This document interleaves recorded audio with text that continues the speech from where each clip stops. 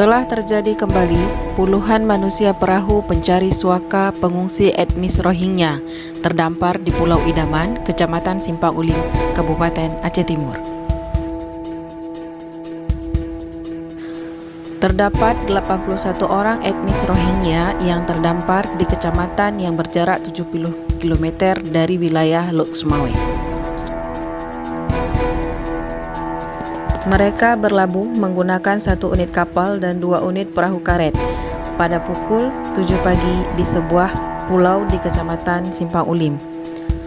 Awak kapal terdiri atas dewasa dan anak-anak, di antaranya 22 laki-laki dan 59 perempuan.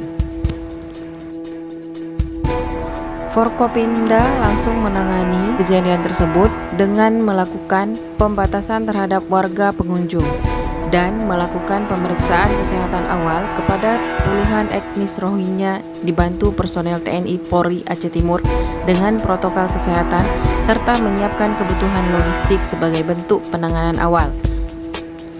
Sementara itu, Camat Simpang Ulim T. Jalaluddin menyebutkan telah melakukan koordinasi dengan pihak UNHCR untuk proses penanganan selanjutnya.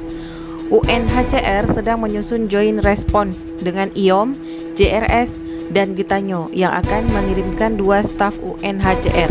Nantinya diluncurkan ke lokasi, 1 dari Medan dan 1 dari Lok Sumawe dengan membawa bantuan kemanusiaan. Staf akan diberangkatkan hari ini atau selambatnya besok sudah tiba di lokasi.